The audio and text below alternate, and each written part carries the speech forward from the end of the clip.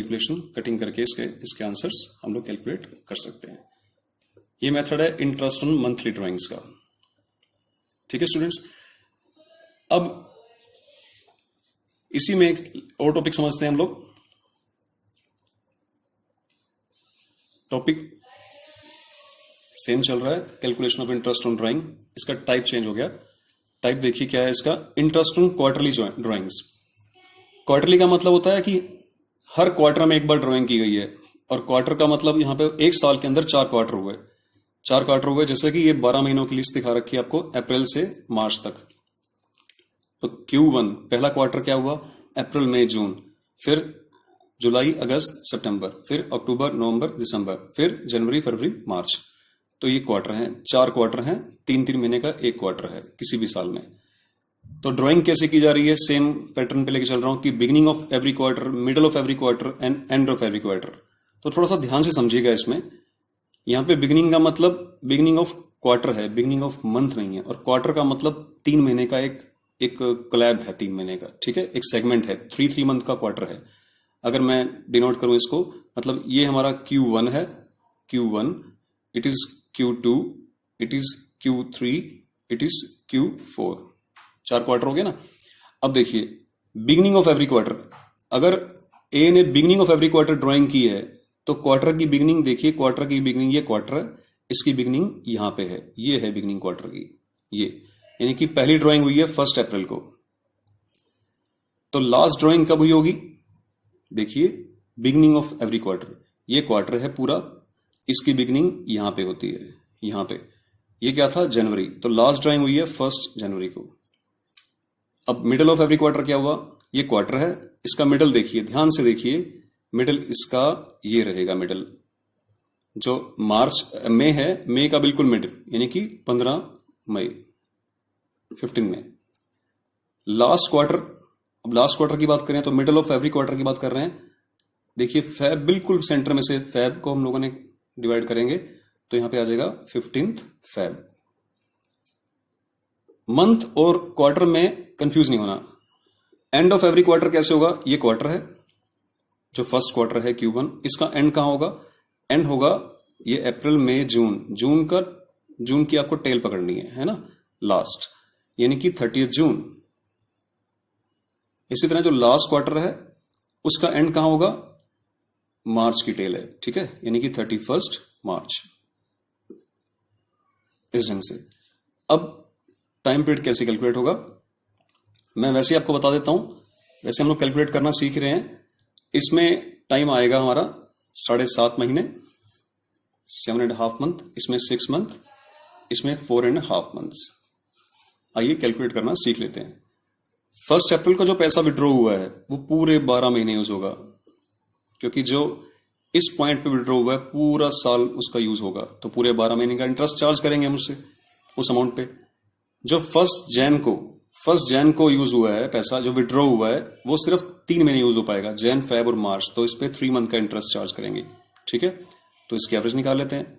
Opening plus closing bye में 2, 15/2, 15/2 is equal to 7.5 month.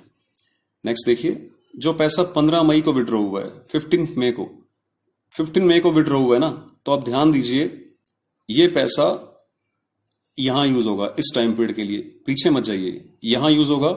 तो आधा महीना मई का, फिर उसके बाद 1 2 3 4 5 6 7 8 9 10 महीने पूरे, तो 10 और आधा 10.5 महीने।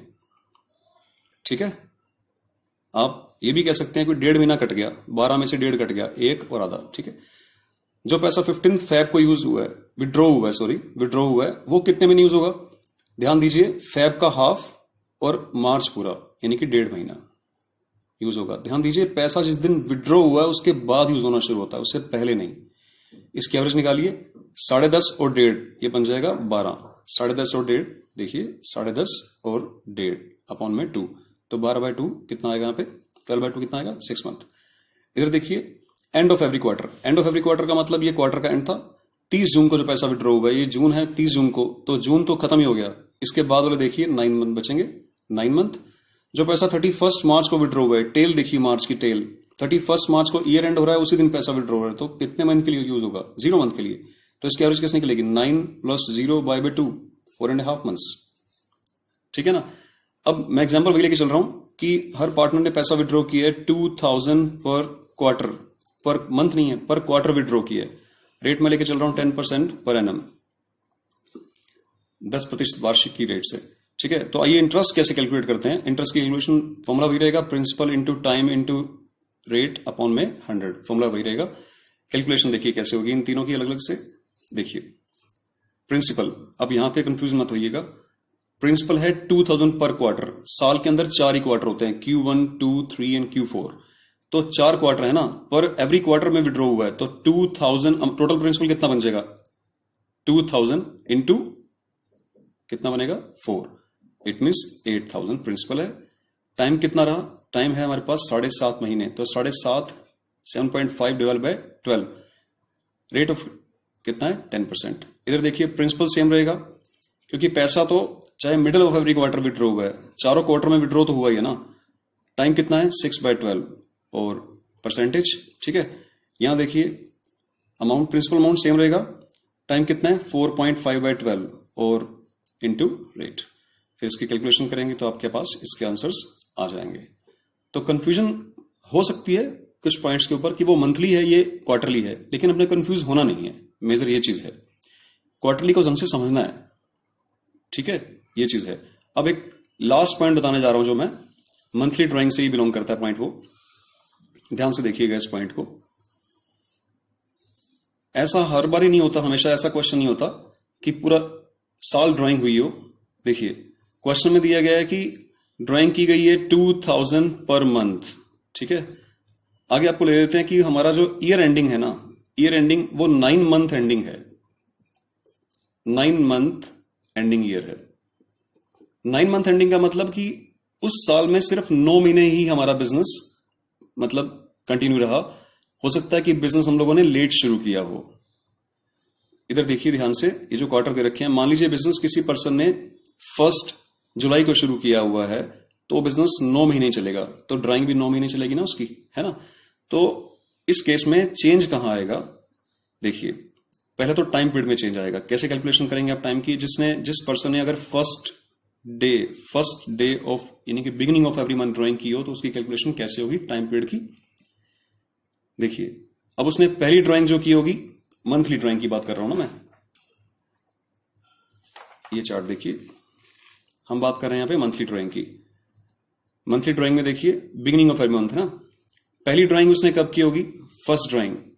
अगर 9 मंथ एंडिंग है उसका और ईयर एंडिंग 31 मार्च ही है उसकी, तो इसका मतलब हुआ 1 जुलाई से वो 31 मार्च तक का उसका ईयर है। तो फर्स्ट ड्राइंग उसकी कब हुई? 1 जुलाई को। लास्ट ड्राइंग कब हुई उसकी? लास्ट ड्राइंग कब हुई उसकी इस हिसाब से? 1 मार्च को। ठीक है, जो ड्राइंग 1 जुलाई को हुई है उसकी, उस पर कितना इंटरेस्ट चार्ज करेंगे हम लोग? क्योंकि वो पैसा 9 महीने के लिए यूज हुआ है, क्योंकि 9 महीने ही चला वो पूरा उस साल के अंदर 9 मंथ ही बिजनेस रहा हमारा। और 1 मार्च को जो विड्रॉ हुआ उसमें 1 मंथ। इसकी एवरेज कैसे निकालेंगे? 9 + 1/2 यानी कि 10/2, इट मीन्स 5 मंथ का इंटरेस्ट चार्ज करेंगे इसमें हम। अगर किसी पर्सन ने middle of every month drawing की हो सेम केस में, तो 15th जुलाई 15th मार्च, ठीक है, first day middle of first month, middle of last month. जो पैसा 15 जुलाई को विड्रॉ हुआ है, ध्यान रखिएगा टोटल 9 महीने हैं, इस केस में टोटल 12 महीने थे, है ना। 9 महीने हैं और आधा महीना तो तुम लोगों ने यूज नहीं किया पैसा, तो ये पैसा यूज हुआ है 8.5 महीने। ये वाला पैसा यूज हुआ है सिर्फ आधा महीना, तो इसकी एवरेज निकलेगी 8.5 + आधा 9, 9/2, इट मीन्स 4.5 मंथ्स। थर्ड देखिए end of every month. And में कैसे आएगा? 31 जुलाई को पहली ड्राइंग होगी, लास्ट ड्राइंग कब होगी? 31 मार्च को। जो 31 जुलाई को यूज हुआ है पैसा, विड्रॉ हुआ है पैसा, वो जुलाई में तो यूज हुआ ही नहीं, तो रिमेनिंग 8 मंथ का इंटरेस्ट उससे हम चार्ज करेंगे। जो पैसा 31 मार्च को विड्रॉ हुआ है, उससे हम 0 मंथ का इंटरेस्ट चार्ज करेंगे, क्योंकि वो last day of the year है। इसकी एवरेज कैसे निकालेंगे? ओपनिंग प्लस क्लोजिंग अपॉन में 2, यानी कि 8/2, इट मीन्स 4 मंथ। ध्यान दीजिए मंथ चेंज हो गए, यहाँ पे 6.5, 6, 5.5 था, यहाँ 5, 4.5 और 4 मंथ आ गया। तो याद नहीं करना है, इसको समझना भी है। ये 9 मंथ एंडिंग वाला केस था। इसी में अगर मान लीजिए वो कहते हैं कि 6 मंथ एंडिंग वाला केस है, हाँ इसमें एक बात बतानी और रहेगी, प्रिंसिपल बताना रह गया इसमें, प्रिंसिपल अमाउंट भी चेंज हो जाएगी ना इसमें, क्योंकि 2000 पर मंथ विड्रॉ हुआ है, 2000 पर मंथ विड्रॉ हुआ है, तो अगर विड्रॉ ही 9 मंथ हुआ है तो यहाँ पे जो प्रिंसिपल अमाउंट रहेगी वो रहेगी 2000 मल्टीप्लाई बाय 9, इट मीन्स 18,000, जबकि इस वाले केस में प्रिंसिपल अमाउंट थी 24,000, क्योंकि वो पूरा ईयर की ड्राइंग थी, पूरे 12 महीने में पैसा विड्रॉ हुआ था। यहाँ पे 18,000 हो जाएगा। मान लीजिए आपका केस 6 मंथ एंडिंग है, 6, ऐसा क्वेश्चन में बोल दिया गया कि 6 मंथ एंडिंग ईयर है आपका। अगर वो 6 मंथ एंडिंग ईयर तो 6 मंथ के हिसाब से कन्वर्ट करना पड़ेगा इसमें। उसमें प्रिंसिपल अमाउंट भी चेंज हो जाएगी, हमारी प्रिंसिपल अमाउंट क्या हो जाएगी, उसमें हम 2000 को मल्टीप्लाई कराएंगे 6 से, इट मीन प्रिंसिपल अमाउंट हो जाएगी हमारी 12,000 रुपीज। तो फिर वो भी 6 मंथ के हिसाब से भी आप इसी पैटर्न पे कर सकते हैं इसको, ठीक है। तो ये था टॉपिक पूरा इंटरेस्ट ऑन ड्राइंग का। मैं उम्मीद करता हूं कि आपको समझ आ जाएगा। आप कोई भी क्वेरीज है आपकी तो आप कमेंट बॉक्स में डाल सकते हैं। Thank you very much.